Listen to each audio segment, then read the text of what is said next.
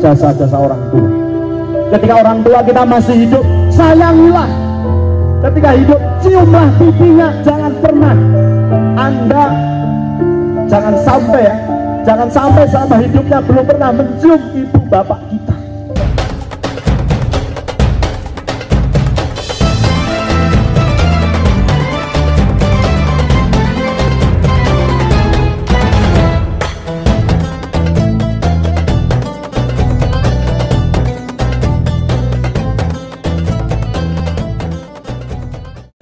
Orang yang mau melihat siapa kita, latar belakang kita itu siapa.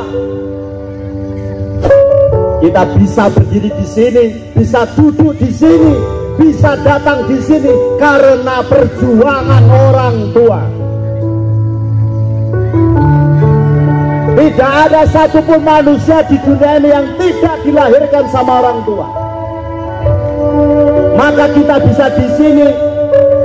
Ada saudara kita Pak Haji Ridwan mau naik haji, bisa dapat pekerjaan semuanya, bisa jadi guru, bisa jadi ustadz, bisa berkeluarga, punya rumah, punya anak, punya mobil, karena ini hasil perjuangan orang tua kita, bukan usaha panjenengan, tapi karena perjuangan prihatine simbok bapak awake dhewe. Jangan merasa kita punya segalanya. Tapi kita hari ini duduk di sini, kita akan coba merenung, kita akan berusaha berbuat baik kepada orang tua, kita akan membalas. Bapak Ibu, walaupun cuaca menyengat, insya Allah vitamin D akan masuk dalam tubuh kita. Tapi hari ini kita akan membayangkan wajah simbok bapak kita. Hadirkan wajah simbok bapak kita yang sudah berjuang prihatin, gede ke awake dhewe, sampai nyekolahkan, sampai sekarang kita bisa seperti ini karena hasil prihatin simbok bapak kita. Kalau kita tidak bisa membayangkan wajah kedua orang tua kita, bagaimana ya, mau membahagiakan, membalas kebaikan orang tua saja tidak bisa. Kalau disuruh membayangkan wajah orang tua saja tidak mampu, tidak bisa, bagaimana mau cara bisa membahagiakan orang tua? Dulu ketika masih hidup, kita nggak pernah membuat bahagia orang tua, bahkan malah membuat derita. Bahkan kita minta sesuatu memaksa, bahkan sering melukai hati orang tua. Hari ini saya minta hadirkan wajah bapak simbok kita. Allah nggak bisa membayangkan saja, membayang ke raiso, apalagi membahagiakan kedua orang tua. Maka hari ini kalau kita tidak menjadi orang yang bersyukur, sangat rugi sekali. Suatu ketika simbol kita yang berjuang luar biasa, tepat 9 bulan hadirkan wajah simbol bapak kita. Tanpa kedua orang tua kita tidak bisa menjadi seperti ini. Tidak akan bisa, karena ridho Allah adalah ridho kedua orang tua. Maka kemudian 9 bulan simbok berjuang. Ketika itu ketemu dengan bapak, Pak, anak yang lain dulu sarang rasanya lahir bapak. Wes ayo dibawa di rumah sakit. Suatu ketika jam 10 malam, walaupun hujan, simbok dan bapak tidak pernah menyerah. Dibawalah ke rumah sakit, proses kelahiran pun akan segera dimulai. Saat itu simbok berkata sama bapak, Pak, saya sudah siap dalam segala apapun Pak. Kalau saya masih diberikan hidup oleh Allah, anak kita masih hidup, saya ikhlas dan saya siap. Tetapi ya Allah, ketika saya atau anak saya yang kalah dalam peperangan kelahiran ya Allah, maka saya pun juga ikhlas ya Allah. Saat itu tepat pukul 11 malam, dengan perjuangan, ayo tarik nafas dulu, tarik nafas, ya ayo. Alhamdulillah saat itu ada yang ibunya lebih disayang oleh Allah, bahkan ada anaknya yang lebih disayang sama Allah. Tapi ada juga yang bapak ibunya ataupun ibu anaknya hidup. Suatu ketika kita dibawa pulang, umur 5 hari 1 bulan, pukul 1 malam Simbok masih sayang pada kita. Bahkan jam 1 malam pun ibu menggendong, harus ngopeni menjaga kita. Sampai kita kencing ataupun buang air besar pun Simbok tetap sayang dan tidak pernah marah-marah. Simbok sayang kepada kita, bahkan sampai rasa capeknya tidak pernah dirasakan. Saat itu sang anak pun mengalami demam tinggi. Pak, kepiye Pak iki Pak? Anak jadi panas. Akhirnya jam 2 malam pun Simbok dan bapak membawa ke rumah sakit, kemudian diperiksakan. Ternyata apa yang terjadi, diberi obat, kemudian bisa sembuh kembali. Simbok berkata, alhamdulillah anakku sudah sehat ya Allah, matur nuwun. Kan iso digentek ke lorone ya Allah, mbok aku wis lara ya Allah. Kata Simbok berkata seperti itu. Hadirkan wajah Simbok bapak ini, menghadirkan saja tidak bisa, bagaimana membalas budi kebaikan. Selanjutnya kita sudah beranjak besar, waktunya kita masuk sekolah. Saat itu Simbok pagi sudah membuatkan sarapan.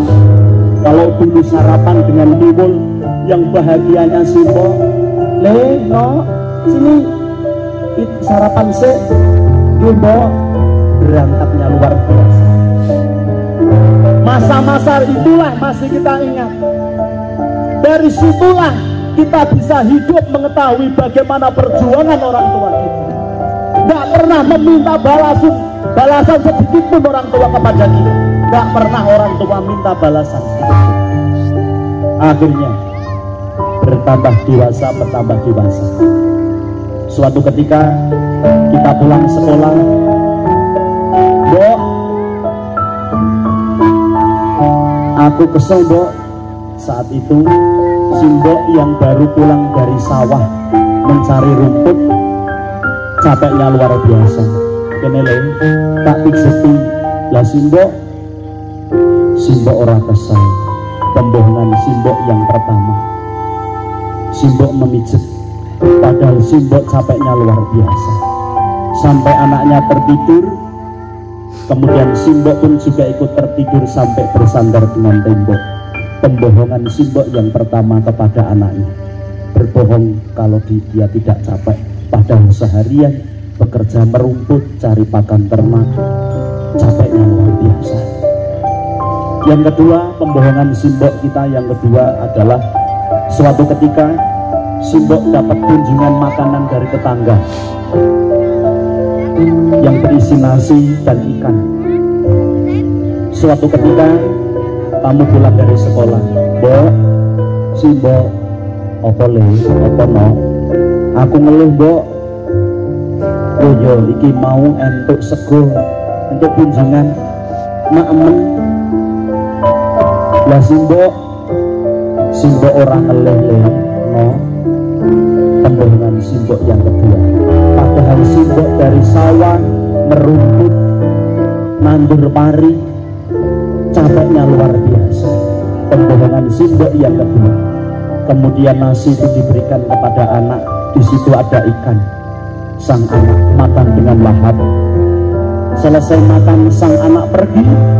Kemudian Simbok mengambil nasi dan ikan. Di situ ada daging yang tertempel. Simbok mengambil ikan itu, daging-dagingnya yang tertempel Simbok makan beserta nasinya. Karena Simbok sangat laparnya luar biasa. Pembohongan Simbok yang kedua. Simbok berkata, aku rangeleh ya. Karena apa? Supaya anaknya bisa makan. Supaya anaknya bisa makan. Tidak ingin anaknya tidak bisa makan. Yang ketiga, suatu ketika Simbok divonis penyakit berat. Simbok divonis penyakit berat, dibawa ke rumah sakit. Pembohongan yang ketiga, Mbok, aja loro to Mbok. Nah, jenengan loro dek kula kalih sinten? Sapa sing arep masake? Sapa sing arep njaga? dijawab oleh Simbok. Padahal Simbok divonis penyakit yang sangat berat. No, Simbok di rumah sakit iki ora kepiye-kepiye, Simbok ora loro. Tenang, luar biasa. Kata Simbok, dia berkata tidak sakit, padahal apa? Dirasakan dan divonis penyakit yang berat. Suatu ketika pukul tepat jam 11, ternyata Simbok lebih disayangi oleh Allah Subhanahu wa Ta'ala. Simbok menutup mata terakhir dan selama-lamanya Simbok pergi meninggalkan. Saat itu anaknya ingat pesan kata Simbok yang pada saat hidup. Yang pertama, no, Simbok bapak murah butuh bondomu, Simbok bapak murah butuh kekayaanmu. Sing tak jaluk bapak mbokmu siji, kowe tekun ibadah sholat 5 waktu. Njur nek wis rampung sholat, tulung dongakno Simbok bapakmu iki. Pesan Simbok dulu ketika masih hidup. Pesan yang kedua, Simbok, no, aja lali kowe sedekah. Mergo sedekahmu kuwi sing bisa jaga awakmu. Kowe ranglung dermawan nyanyo, insyaallah tangga-tanggamu, kanca-kancamu bakal sayang karo kowe. Nek kowe pelit, kowe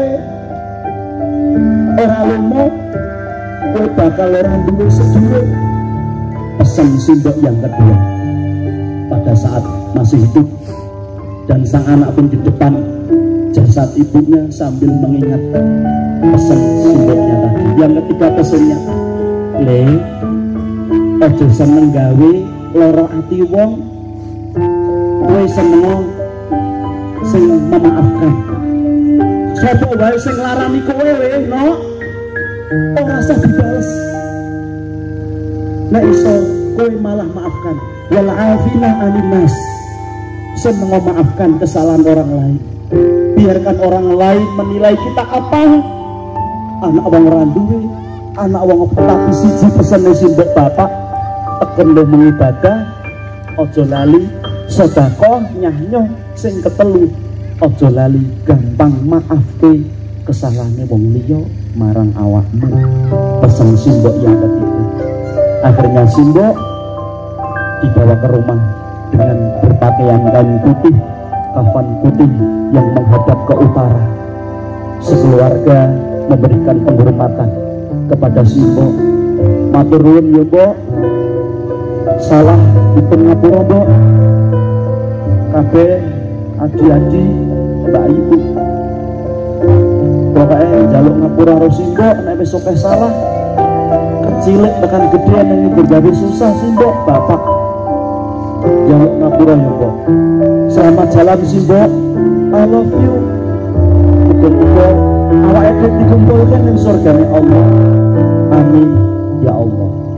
Selesai diberi penghormatan sholat terakhir, Simbok ke tempat istirahatan yang terakhir. Hadirin yang berbahagia, di pengajian Ahad pagi ini kita bersama-sama merenungi kita siapa kita.